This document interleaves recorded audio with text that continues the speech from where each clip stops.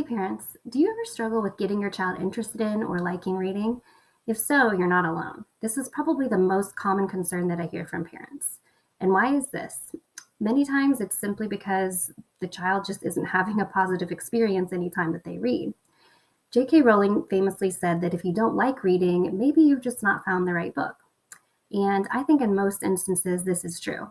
However, in addition to providing the correct books for our kids, we want to make sure that they're all equipped with the right skills to handle the books that they want to read. So how can we do this?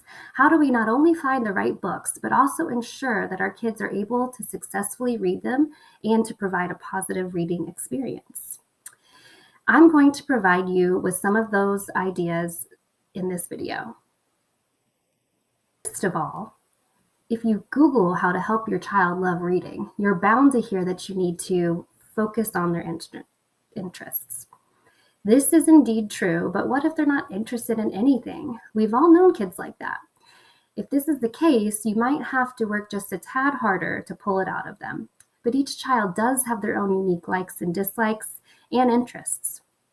So if you take your child to a museum or the park or even a movie that they want to see, it opens up the opportunity to discuss their thoughts and feelings, which will lead to what interests them.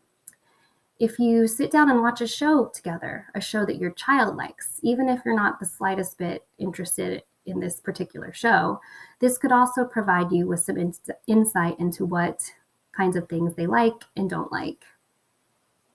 This leads me to my next point. Your child's interests could be very different from yours, and they might show up in different ways too.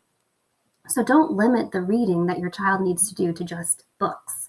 Reading can be in virtually any format, such as magazines, comics or graphic novels, play scripts, recipes, cookbooks, even instruction manuals for how to build a model car. Literally anything that can get them hooked and interested is enough for them to buy in. The next thing I want to mention is that if you found that your child has many interests, but they still dislike anything to do with reading, begin to analyze why this might be the case. What's holding them back? Is it because they can't decode the words? Or is it because they don't have the vocabulary to understand? What do their teachers say? None of us like to do things that are too difficult. So if reading is too difficult for your child, you need to find out why. This leads me to my next tip. Find out your child's instructional level of text. The instructional level is the level that they can read with help from an experienced reader, so an adult, a tutor, or a teacher. So in a Goldilocks scenario, this would be the just right book. Not too easy, not too hard. How do you find just right books? Take your child to the library, or you could present them with a few books on a topic of interest. Have your child read through a couple pages, and your child should only be making about between 3 to 5 errors, depending on the length of the text. Less text equals less errors. Once you've determined this, aim to locate books at this general level to read together.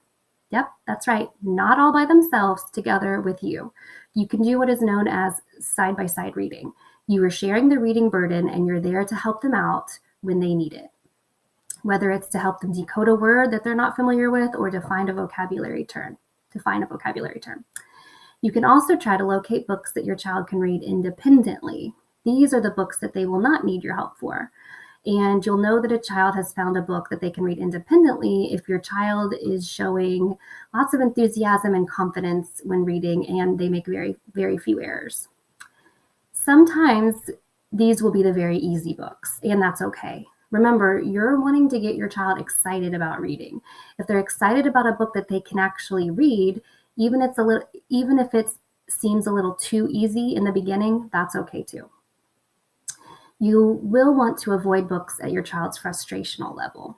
And you'll know if a book is frustrating your child if they make more than 5 errors per page, or if they seem disinterested, if they're just not enjoying themselves at all. When your child is struggling to enjoy learning, you do not want to push them to the level of frustration even further. My last tip for this video is for you to consider something called high interest, low readability books. These books are abbreviated as high-low for short. For older struggling readers, finding books that have age-appropriate content can sometimes be a challenge, and high-low books offer a solution to that problem. There are also many good non-fictional high-low books on the market today that can help your child keep up with their academic needs. So these nonfiction books will provide the background knowledge and the vocabulary without overwhelming them in the process. To find these high-low books, you could try websites like highnoonbooks.com for some great high-low book options. And I've included this website in the comments section if you're interested. Also, if you just search the term high-low on Amazon, you'll find some great resources there as well from many different publishers. Well, as always, I hope you found this video helpful. Reach out to me with any questions you have. And if you like this video, please like and subscribe and visit me at www.rightstartreading.com. See you later.